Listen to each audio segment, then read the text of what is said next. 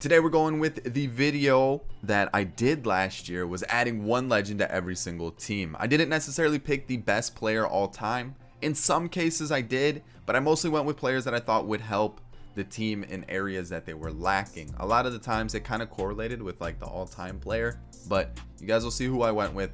I didn't come up with this idea. I did see King of the Fourth Quarter did it last year. I'm pretty sure he did it this year as well. And I did it last year, and that's where I got the idea from. So I thought I'd bring it back and see what you guys thought about it this year. So of course, guys, if you do enjoy the video, make sure you hit that like button down below. That's the easiest way for me to know that you are enjoying these types of videos. I know they're different than rebuilds, and I know I said I wanted to knock out all the teams rebuilds in a row. This video was a little bit, just something I thought would be a little bit different, kind of change things up. Thought you guys would enjoy it. If you're new to the channel, make sure you hit that subscribe button, and in the comment section today, I want you to tell me who you would have gone with for your favorite team. What legend or all-time great would you add to your team? If you missed the last video, it's been a couple days, but up here, top corner, go and watch it. And of course, all social media links are down in the description below: Twitter, Instagram, all that good stuff. Go give them a follow if you haven't yet. So it really doesn't matter what team we pick, because we're gonna go through each team and talk about why, or like who and why I went with that choice. So just pick the Cubs, my favorite team. If you don't know that by now, you're living under a rock. You got to figure that out. So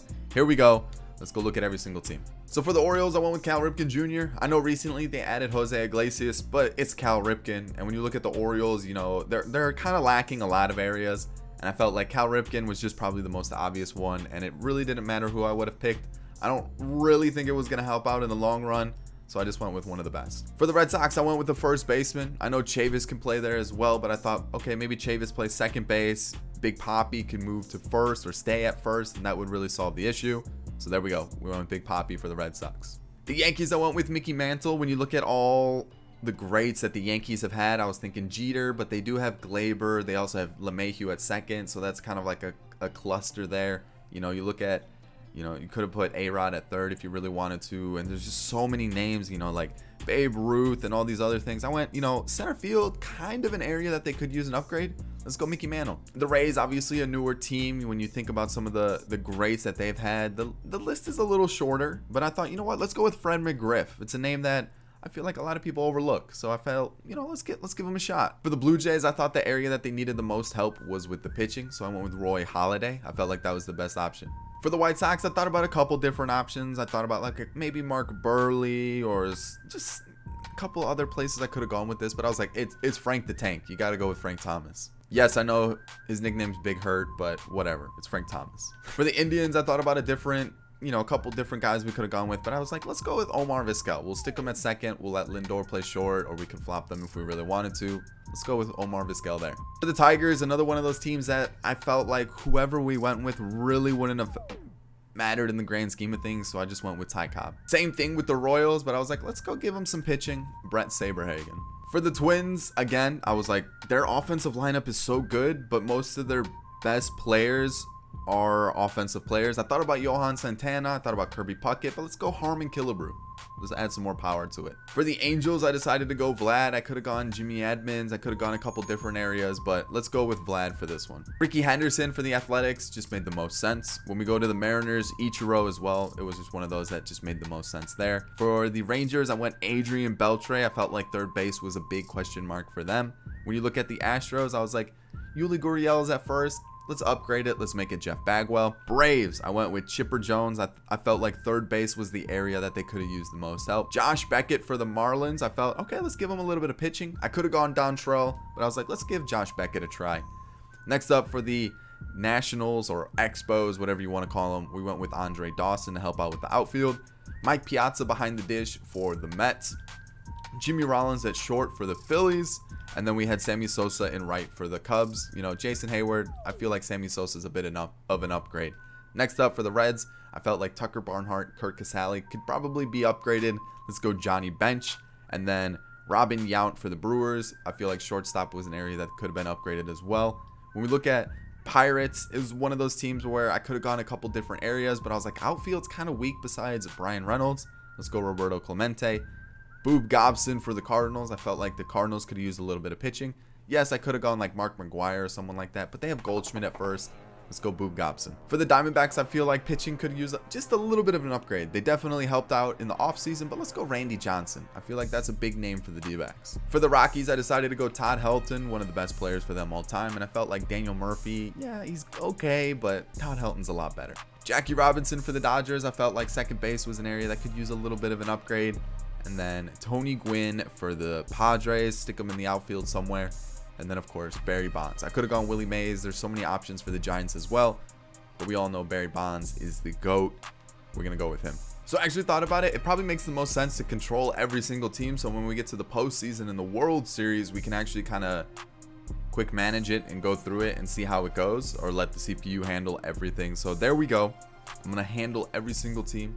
I'm not going to allow any trades. I turned the trades off for the CPU, even though I'm controlling every team. So there's going to be no trades. Anyways, so what's going to happen is I'm going to sim out the year. I'm only going to do a 1-year sim, and we're just going to see how things play out. We'll check out league leaders, the standings, all that stuff. Let's see how this plays out. All right, so the season's over. Let's go take a look at the standings and everything, see who did well, who didn't do well, all that good stuff. Let's go figure it out. Standings, the Dodgers are doing Dodger things, winning 113 games. You got the Giants in last, the Rockies, the Padres, and the Diamondbacks. So kind of how you would expect the West to be. When you look at the Central, the Reds overtook the Brewers, and the Cubs are kind of in the mixes there. The Pirates, the Cardinals, okay. East, the Nationals. Then you got the Braves, Phillies, Mets, and Marlins. American League wild card, you have the Astros and the Angels. Athletics, Astros and Angels. So 3 teams from the West, obviously. We've kind of figured that out by looking at the wild card, but okay. Pretty strong division there. The Indians took the Central. The Yankees took the East as expected. And then the wild card for the National League, the Braves and the Brewers. All right. Okay. Let's take a look at league leaders. See if any of those legends that were added take a league leading spot. Helton, Clemente, they're up there. But, okay. There we go. Our first one, Ricky Henderson with the batting average. Okay. So I see Frank. I see Ripken, Ichiro, Fred McGriff. They're all in the mix. Hits. We got Ricky Henderson and Acuna. Clemente's up there as well. For at-bats, not worried about doubles. We got Henderson. We've got Vlad. Cal Ripken Jr. Okay, so there's a couple names. We have Barry Bonds for doubles for 43 in the National League. Chipper Jones, Jimmy Rollins for triples. Andre Dawson, Jackie Robinson, and Roberto Clemente. And then Ricky Henderson for the AL with Suzuki. So there's a couple names here and there. Jordan won it with the home runs for the American League. So he's still the best. He's still the best. And then for the National League, Sammy Sosa with 46, but Chris Bryant had the most there. RBIs, Sammy Sosa, and then Chipper Jones, and then Andre Dawson at the bottom. Frank Thomas is in the mix with the American League, along with Jeff Bagwell. Ricky Henderson, okay. All right. Let's see stolen bases, because this is the one I'm kind of seeing like maybe Ricky Henderson, broke a record or something, which he didn't. He actually only had 34. Okay. And then let's take a look at pitching, see if any of those names popped up that we added. Roy Halladay's down there. And then Randy Johnson's there. Okay. All right. We didn't add any closers or anything. Awards, Chris Bryant and Garrett Cole. Really? Garrett Cole. And then Kershaw won the Cy Young. Yelich and Ricky Henderson. So we have one all-time great winning an award. Randy Johnson was the Rookie of the Year. And Tsutsugo still took it away from everybody else as expected. So let's go look at the seasons for every single player that we've added. Cal Ripken Jr. had a stat line of 35 home runs, 39 doubles. That's a pretty good season, a 313 average and a 949 OPS. We'll take a look at his WAR really quick, see where we're standing on this one. 8.4, not bad at all. Big Papi, how did he do? 23 doubles, 5 triples. Ooh, okay. 34 home runs. We had a 300 average and a 908 OPS. And then obviously he's not from Vermont. Don't pay attention to that. And a 4.1 WAR. So not a bad season. Not a bad season at all. Mickey Mantle. What do we got? 28 home runs, 35 doubles, 915 OPS. Not too shabby at all. The WAR is sitting at 7.6. All right. Nice. Fred McGriff up to a 94. It looks like had a good year. That is a crazy good year. The average over 300. 36 home runs. Looking good. Gotta love it. That's solid. I'm not going to do the WAR from everybody. It's going to take too long otherwise. Roy Halladay, 200 innings, 16 and 10 on the season. Obviously plays for the Blue Jays. You can't expect them to win a bunch of games first season. But a 3.08 ERA, a 1.25 WHIP, almost 200 strikeouts. Yes, solid season from Roy Halladay. Frank Thomas, the big hurt, almost 50 home runs, almost 120 RBIs, even stole 11 bags. He was wheeling and dealing, just moving around the base path, almost in 1,000 OPS, 317 average. Insane stuff. You've got Omar Vizquel, 38 doubles, 7 triples, 5 home runs. Okay, the OPS is a little low. On base percentage is really good though, so you gotta love that. And then we move to Ty Cobb. I'm assuming he had a pretty good year. Yeah, he had a pretty solid season. I would say so. Holy cow. Almost 30 home runs and 30 doubles. Holy cow. That's a good year right there. Brett Saberhagen for the Royals. I thought about doing Bo Jackson, but I was like, let's switch it up. Let's do a pitcher for the Royals. And wow. ERA under 3. Whip at 1.1. 227 strikeouts. That is a Cy Young season right there. Harmon Killebrew, 38 home runs, 31 doubles, 110 RBIs, almost in 1,000 OPS. That's a solid season. We got Vladdy. Let's see what he had. Ooh, that's 52 doubles though. That's impressive. 52 doubles. The OPS under 800 is a little worrisome. Same with the on base percentage. But okay, that's Vlad's season. Ricky Henderson, 52 doubles, almost 30 home runs, 112 RBIs. Struck out only 108 times. That's pretty good. Almost walked 100 times as well. OPS at 1007. Whew. Ooh, that's a good year. What we got for Ichiro? Why did he go down? He had a good year. That makes no sense to me. Ichiro, you'd think he'd be through the roof on stats. Like good on-base percentage, which he had. Good average, OPS, all that good stuff. Interesting. Adrian Beltre. Pretty good year. Definitely pretty solid, I would say. 23 doubles, 33 home runs. All right. Jeff Bagwell, 279 average, 41 home runs, 114 RBIs, almost walked 100 times, almost a 900 OPS. We have, nope, that's not what I wanted. We're going to go to the next one. Chipper Jones, 327 average. He had a 40 double and 40 home run season, OPS at 1025. How is this not MVP stats? How? Those are insane numbers. And he only struck out 83 times. That's insane. That's unbelievable. Josh Beckett, that's actually a pretty good year. He was kind of the lower rated legends or all-time great that we added. And I think he was sitting around like 85, 87 when we first added him to the team. But you know what? That's a good season. That's a pretty good year. Andre Dawson, 966 OPS, 34 home runs, 40 doubles almost. Really good season from Andre Dawson. Mike Piazza. Whenever I get a catcher for a rebuild, those are the numbers I want to see for sure. Jimmy Rollins, what did he do for the Phillies? Holy cow. All right, 30 home runs and 40 doubles. Didn't strike out that much either. 21 stolen bases as well. I saw that. Sammy Sosa, 46 home runs, 114 RBIs, 40 doubles. Struck out at 170 times, 923 OPS. Those are Sammy numbers right there. Johnny Bench. Average is 260, which is not terrible. OPS at 826, 30 home runs and 30 doubles about. So Johnny Bench, pretty good numbers. Robin Yount. I felt like this is an area the Brewers kind of lacked. Arcia, you got Urias, both kind of shortstops who are known more for their glove than their bat. But Robin Yount, pretty good. The OPS is a little low, but not terrible. Roberto Clemente, good year. Almost 1,000 OPS, 330 average, 30 home runs, 35 doubles. Yes. Boob Gobson. Cy Young caliber numbers right there. Oof. So nice. We have Randy Johnson. What did he do? Similar stat line. Absolutely insane. Nolan Arenado's not the guy we added for the Rockies. We had Todd Helton here. Good numbers. Gotta love it. Jackie Robinson.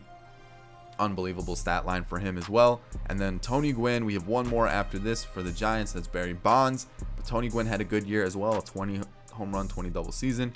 Barry Bonds, 36 home runs, 42 doubles. Walked 88 times, which I feel like is a little low for Barry Bonds, but still a very, very good year. So what I'm going to do is I'm going to sim a little bit, get us to the next round. So the Brewers won the National League wild card. They're taking on the Dodgers. And then the Astros won the American League wild card, and they're taking on the Yankees. So now let's take a look at the playoff picture, get an idea of what's going on here. And okay, I'm liking what I'm seeing. So let's move on. And let's kind of move forward The Astros won the American League Division Series and will be taking on the Athletics or the Indians. And then, so I guess I should probably go to a team that is actually kind of in the mix here. So let's go to the Nationals, huh? Since they're going to the Indians won. All right, so the Indians are taking on the Nationals. So we got the American League, or the Indians are taking on the Astros. We got the American League side, and this will probably decide the National League side. The Reds won, and we'll be taking on the Dodgers or the Brewers, and the Brewers beat the Dodgers. Wow. Okay, so we got National League Central, and then we have American League West and East facing off. So, all right, let's see how this plays out. We'll go to the Reds now, I guess, just to kind of get an idea of how they do against the Brewers. And they're going to the World Series, and we'll be taking on the Astros or the Indians. So we don't even know who's going to be for the Astros or the Indians. They're, what, 3-1 up? The Indians are beating the Astros 3-1. And it's going to be an Indians-Reds World Series. Really? Okay. Interesting, for sure. I did not expect that whatsoever. So we'll stick with the Indians. We'll see how it goes here. We got Plesac versus Castillo. I feel like I should make it so it's like ace versus ace, you know? I feel like that's probably the best move to make it fair, right? That's probably what we should be doing here. So here we go. We're going to just let it play out. And 2-1 for Cleveland, 2-2, 3-2 for the Indians. So what we'll do is we'll hop into this one. I'll quick manage it, but I'm just gonna let it like play out. You know what I mean? Because like, oh, I gotta pick it. Oh, I don't have to pick a team. Let's just simulate by half inning so we get an idea of what happens. I wish it would go a little bit slower, but Cincinnati took the lead, and then Cleveland didn't respond. And we're just going to keep going 1-1. We'll take a look at the box score at the end just to kind of get an idea of what happened to each inning. And so far, Cincinnati took the lead 3-1 there in the 6th. And is this going to be the Reds won the World Series? So let's go take a look at the box score for this game, because I want to see how they got that 3-1 lead here. So Winker hit a home run. He had 2 RBIs. So I'm assuming that was the 6th inning there that he got that 2-run home run, and then Votto had a double that brought in some runs as well. So that's the game there. We'll take a look at the awards. Vizquel Gold Glove, I don't care about that one. I want World Series MVP was Nicholas Castellanos, and postseason MVP was Omar Vizquel. So okay, all right, that's how it all plays out. I did not expect that. The Reds versus the Indians in the World Series, really? I would have thought, you know, the Dodgers getting a better hitter would have helped them out a little bit more. Or maybe the Astros getting Jeff Bagwell would have helped them out a little bit more. But Reds, Indians for a World Series. And this is how it all played out. So I hope you guys did enjoy it. I hope you guys thought it was a cool little video just to kind of see how all-time greats would go against real-life players. And it was just something a little bit different. So I hope you did enjoy it. If you did, make sure you hit that like button down below. Subscribe to the channel if you're new and enjoyed the content. And of course, guys, get in the comment section and let me know who you guys would have chosen for your favorite team and why. That's about it, guys. I'll catch you tomorrow for a new video. I'm going to leave 2 videos here on screen, my most recent and also one that YouTube recommends you check out. If you haven't seen either of them, go and give them a watch. And I'll catch you on the next one. Peace.